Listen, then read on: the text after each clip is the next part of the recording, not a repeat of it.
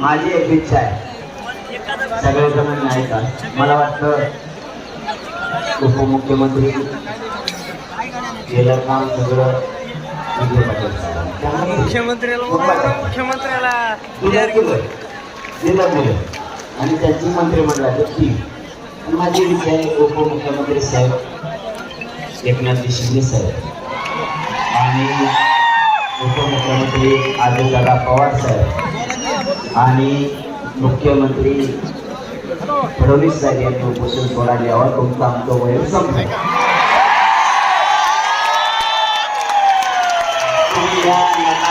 आमची इच्छा आहे